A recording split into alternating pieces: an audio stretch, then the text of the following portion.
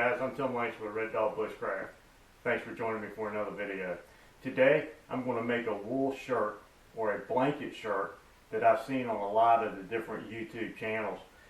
This was actually inspired, got a couple of shout outs here, by Dave Canterbury of Wilderness Outfitters. He's the one that kind of put the thought in my mind. And then one of his instructors, Darin with EastWoodlandSurvival, did a real good video on how he used his pattern and how he cut his shirt out and started the sewing process.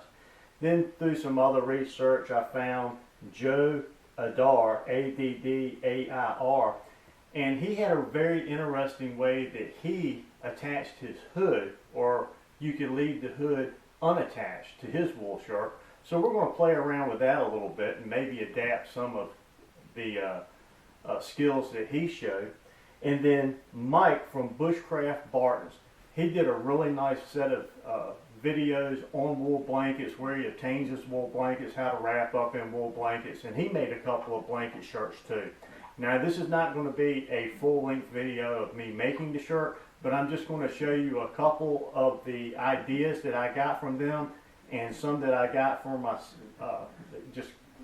I kind of developed myself, and how I plan on making my shirt. Now the first thing I want to show you is I have laid my wool blanket out, and I have folded it in half and decided which way I wanted it, lengthways or widthways. And for this particular blanket, I have laid it out with the wide going this way, and I've done that because as I lay down on it and I spread out, the blanket is about as wide as I am completely outstretched, and it comes to about halfway of the top of my hand, which I think is going to be a really nice length. The other reason is it comes down to right about the top of my thighs, about where my pocket would end, and I think that's going to be a good length at least to start, because I can always take some excess material where I'm going to be cutting off and add to the length if I want one of those shirts that really goes down behind you when you're going to sit down. But I think it'll be easier to add that piece to the back if I decide to make the shirt longer than it would be to add to the sleeve length and make a cuff. So that's the reason I chose to go with this particular, the way I laid out my blanket. Now the other thing I wanted to do was I wanted to find the center. So the blanket is folded in half, and then I folded it in half again, and I marked the center. And since this is a dark blanket, I just took a piece of chalk and put me a chalk line right here at the center for my reference point. And that's going to be where I cut my head hole for my neck, and if I decide to attach a hood. Now, Darin suggested that you take a large sweatshirt and lay out on top of your blanket and use that as your pattern. And I found that this jacket liner is about the largest thing that I have that fits underneath my waterproof layer and gives me enough room so that I can bulk up underneath this if I want to, but would leave enough air gap to suffice for what I want to do. So I'm going to take this and lay it out right on top with the zipper at the center point, and then lay these shoulders out and stretch them out, and I'm going to mark this and then cut that out with a pair of scissors, and that will be my pattern. So once I get this cut out, I'll come right back to you. Okay, after cutting the one side out, I'm simply going to fold the garment or the blanket in half, line everything up, and then use that first half as my pattern for the other side. Okay, I've taken a regular size paper plate and I have folded it over the top of my blanket, and I've marked that with a piece of tape so you can see it, and I'm going to cut the inside of this radius out for my head hole. Now let me show you how I come up with this pattern. Now if you look here at this sweatshirt, you'll notice that on the back of the neck the radius is less than the radius on the front of the neck.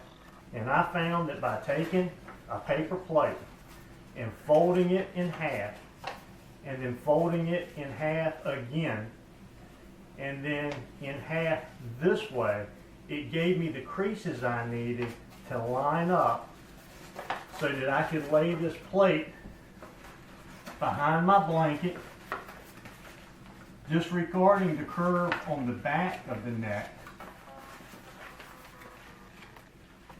And if I fold this over, that's how I came out with this crease. Now excuse this, I don't have this all lined up in here, but you get the idea. I want more crease on the front than I do on the back. Now once I have the front cut out, I'll see how that hits me on the back of my neck, and I'll cut that relief into that pattern. Okay, thanks for a great suggestion by Darin. We went ahead and pinned these sides together and tried them on to make sure that they fit us appropriately in case we need to trim it down. And I don't think we have to. I'm pretty happy with the size of this garment. But before we start sewing the sides up, the next thing we need to do is decide if we want a pocket on the front that we can place our hands in. And I think I do. And the way I'm going to determine where that pocket is going to be is I've put a piece of tape here across the front that's just about even with my elbows, or I just place my hands in front of me at a comfortable position and mark the top of my hands. And that'll give me a reference for sewing on a pocket. And we'll get started on that next. Okay, after a few minutes of deciding how I want my pocket, here's the layout I came out with. And I did this by measuring a large sweatshirt that I already had. But I wanted an interior pocket. This is a pretty good size smartphone, and I wanted it to fit in that pocket. So I used that as my pattern so that I could decide how big I wanted that. So as this is mounted on you, this would be up towards your chest. Here's where your hands come in. And I'm going to fold this flap over, and we're going to go ahead and we're going to sew this on this side, and just a little cross stitch here at the top at the corner, and that's going to be the interior pocket. And then this whole thing will get turned over, and like I said, this is the top, so we retained the factory side of our blanket here for the top. We cut these angles for our hands to fit in and left us plenty of room for us to get our hands in and to access the top of that pocket. And this will be sewn across the bottom, up the sides, double stitched here on the corner a little bit for reinforcement. And then the same here, we'll double stitch this in here across the top a couple of times and then reinforce this corner. Now I'll also cut two pieces of this wool out, and these were just scraps where I cut out here the width of my tape, and I put a little metal ring there, and I'm going to place these on the inside at a bit of an angle about in line with the ends of this tape on the inside, so you won't see them from the outside of the jacket, but that'll give me a little D-ring on either side where my hands come out if I want to attach my gloves or mittens or anything else that I'd like to put a lanyard to that I store inside the pocket that I want to make sure I don't lose. And we'll get this all sewn up and get that on the front of the sweatshirt or the wool shirt.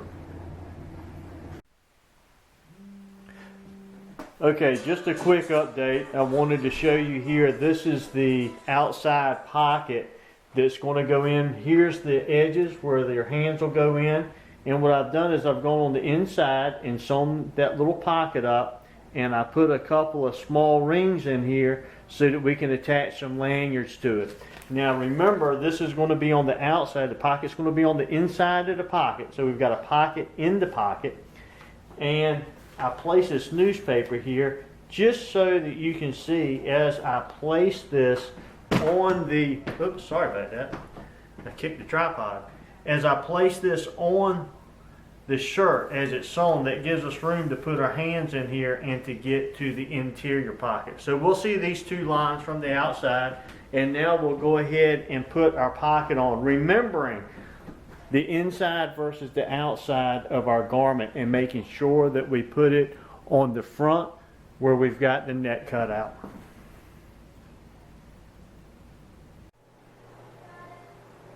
Okay, so we finished sewing everything up, and here's our final product. You can see we got our pocket in here. I have my center pocket, and on the inside We have our little D-rings that we can attach some lanyards to. The size come out pretty nice. Length is mid-thigh. I'm going to have to wear this a little while now and decide exactly what I want to do with a couple of things. Number one, is this going to be too long if I go to work on my knees? I like the length in the back, but I'm not too sure that it's not going to restrict me too much and that it's going to pull on the sides of the blanket shirt. So I might have to open these bottoms up. I've never had one of these before, so I'm going to have to wear it a little bit and see. But the theory was I sewed it all the way up, and now I can open it up if I need to. The hood is another option. I don't know if I want a hood or not, so I haven't tied it in yet. It's just sitting there.